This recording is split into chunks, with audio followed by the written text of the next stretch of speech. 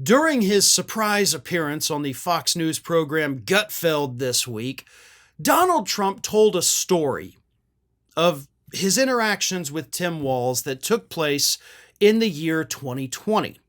And of course, this was during the pandemic, and Donald Trump, like an idiot, attacked Tim Walz for the protections he put in place for the state of Minnesota because, of course, he was governor at the time, just like he is now. So Trump puts out on social media, "Liberate Minnesota." And as a result of Donald Trump putting this post out on social media, which Trump told, during his little story to Gutfeld, a bunch of armed, angry rioters showed up at Tim Walz's house, demanding liberation. So Tim Walz, according to Donald Trump, called him up and said, "Hey, you've got to call your people off. They saw your tweet. They saw Liberate Minnesota. They're now here, and I'm scared for my life. Can you do something to get these people gone?" And Trump did. In fact, as Trump told the story, this was during the riots and everything. They were MAGA people, they had the American flag, all right, and they also had Trump flags. Walz asked Trump, who was president at the time, to tell the protesters he was their friend, so he got on Twitter and asked them to stand down. "I put out a statement. He's a good man, the governor. He's on our side. I didn't know him, but I didn't want him to get hurt." And everybody put down their flags and they left. It was sort of a beautiful thing in a lot of ways. But they weren't just carrying flags, they were armed. They had weapons that could kill people. So don't sit there and be like, "Oh, they put down their flags." First of all, you can't just lay the American flag down on the ground either. So you're also admitting to a really dumb thing, they just laid their flags down. No. But Trump did put out the post.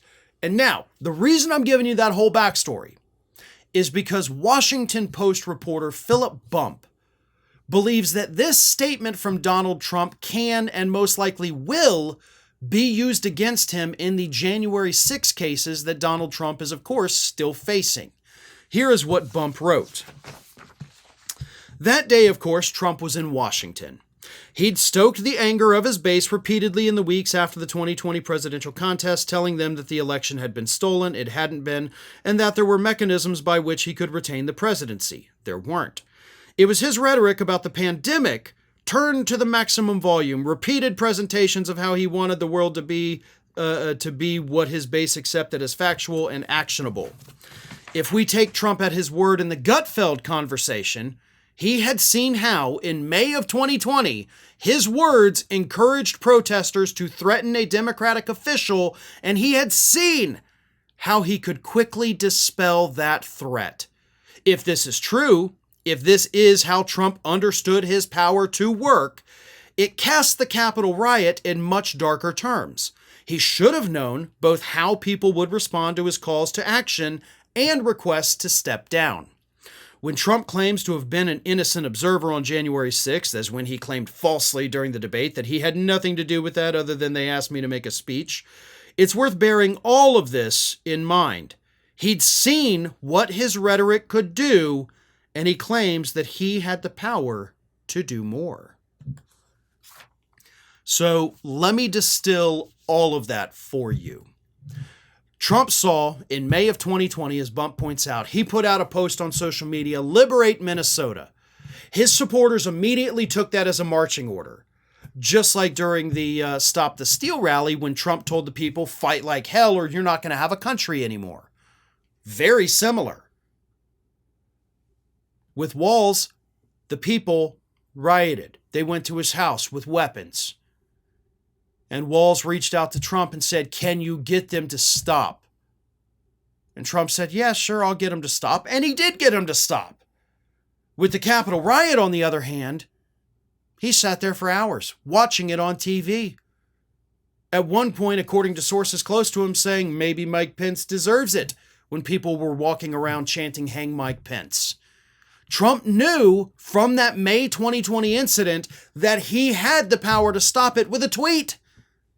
He could have ended it like that, and he made the choice not to do it. So here's the thing. Does this blow up Donald Trump's legal defense in the January 6 cases? And the answer to that is it depends on which January 6th case you're talking about. If you're talking about the case in front of Judge Tanya Chutkin, I don't think this really moves the needle. I mean, we know, Jack Smith knows, I don't think this is really even going to be an issue with that trial. So does it hurt Donald Trump in that one? Probably not as much as you would think. Does it help him? Absolutely not. But I don't think it's going to cause any more damage than the evidence that they already have. Where it does hurt him, however, are the cases that everybody forgot about. The civil cases. In the civil cases, where Donald Trump, of course, is being sued by police officers, by members of Congress, by outside organizations, for his failure to stop the riot, and, of course, accusing him of inciting the riot, that one, it makes a massive difference. Because we now have two separate stories where Trump saw what his words did and knew how to fix it, and he fixed it. Then you have the Capitol riot. He saw what his words did, knew how to fix it, sat there for hours.